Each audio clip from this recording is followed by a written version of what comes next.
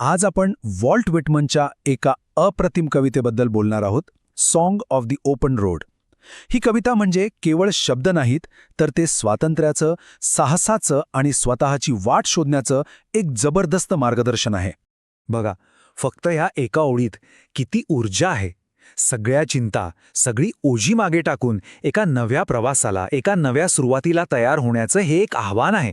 Whitman आपल्याला जणू काही सोबत चालण्यासाठी बोलावतायत. तर मग आजच्या या प्रवासात आपण काय काय पाहणार आहोत?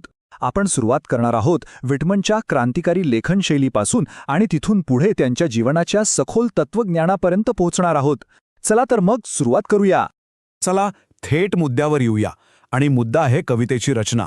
कारण बघा, व्हिटमनने काय लिहिलंय हे जितकं महत्वाचं आहे ना, तितकंच महत्वाचं आहे की ते त्यांनी कसं लिहिलंय.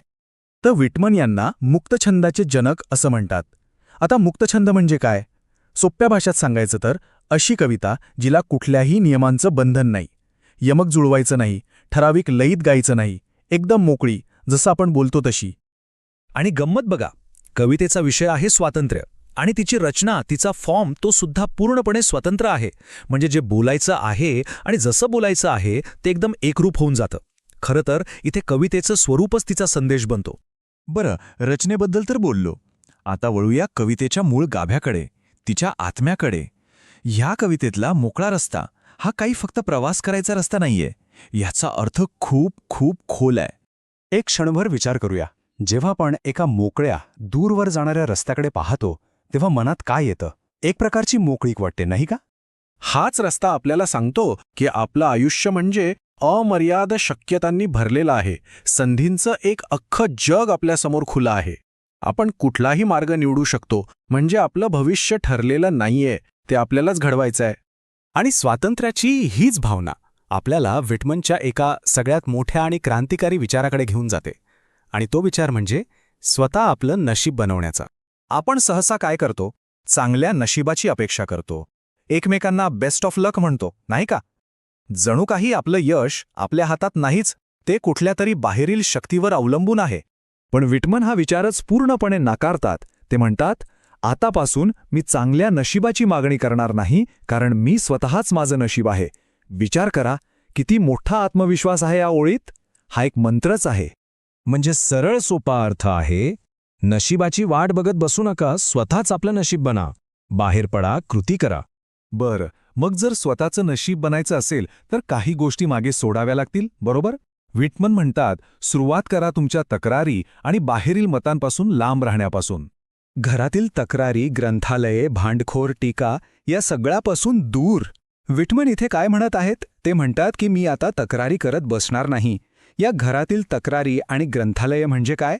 तर ते एक बंदिस्थ, केवळ पुस्तकी ज्ञानावर अवलंबून असलेलं आयुष्य आहे आणि त्यांना ते नाकारायचं. त्यांच्या मते खरं शिक्षण हे पुस्तकांमधून नाही तर प्रत्यक्ष अनुभवातून मिळतं. रस्त्यावर, लोकांमध्ये, प्रवासात जे शिकायला मिळतं ते बंद खोलीत बसून नाही मिळत. म्हणजे त्यांना नेमकं काय नाकारायचं आहे? तर पहिली गोष्ट म्हणजे तक्रारी, सतत कुरकुर करत बसणं. दुसरी गोष्ट टाळाटाळ, आजचं काम उद्यावर ढकलणं.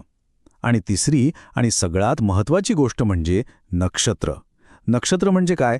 तर आपलं नशीब, दैव किंवा कोणत्या तरी मोठ्या लोकांवर अवलंबून राहणं. हे सगळं सोडल्याशिवाय खरं स्वातंत्र्य नाही. आतापर्यंत तर सगळं स्वातंत्र्याबद्दल होतं, सगळं सोडून पुढे जाण्याबद्दल. पण थांबा, इथेच तर कवितेत एक जबरदस्त ट्विस्ट आहे. व्हिटमन इथे एक असा विचार मांडतात जो आपल्याला आणखी खोलवर विचार करायला लावतो. हा विचार समजून घेण्यासाठी आपल्याला विरोधाभास किंवा पॅराडॉक्स म्हणजे काय हे थोडक्यात बघावं लागेल. विरोधाभास म्हणजे अशा दोन गोष्टी एकत्र येणं ज्या वरवर पाहता एकमेकांच्या विरुद्ध वाटतात, पण त्यातूनच एक मोठं सत्य समोर येतं. आणि हाच तो विरोधाभास आहे. व्हिटमन म्हणतात, तरीही इथे मी माझी जुनी स्वादिष्ट ओझी वाहतो. अरेच्छा, हे कसं शक्य आहे? एकीकडे ते सगळं सोडून द्यायला सांगतात आणि दुसरीकडे म्हणतात की मी माझी ओझी सोबत घेऊन चाललोय. याचा अर्थ समजून घेऊया. पहिली गोष्ट ती ओझी आहेत. म्हणजे काय? तर आपल्या जबाबदाऱ्या, आठवणी, नाती, समस्या या सगळ्या गोष्टी. पण त्याचवेळी ती स्वादिष्ट आहेत. स्वादिष्ट का? कारण ती आपली आहेत, ओळखीची आहेत, आपल्या अस्तित्वाचा एक भाग आहेत. आणि इथेच ते सत्य दडलंय. खरं स्वातंत्र्य म्हणजे जबाबदाऱ्यांपासून पळून जाणं नाही, तर त्या जबाबदाऱ्या, ती नाती स्वीकारून त्यांना सोबत घेऊन आपला मार्ग निवडणं. हीच खरी निवड आहे. आणि म्हणूनच हा प्रश्न शेवटी आपल्या प्रत्येकासाठी आहे. आपल्या आयुष्याच्या या मोकळ्या रस्त्यावर आपण कोणती स्वादिष्ट ओझी घेऊन चाललो आहोत? त्या कोणत्या जबाबदाऱ्या, कोणती नाती, कोणत्या आठवणी आहेत ज्या आपल्या प्रवासाला ओझं नाही तर अर्थ देतात, यावर नक्की विचार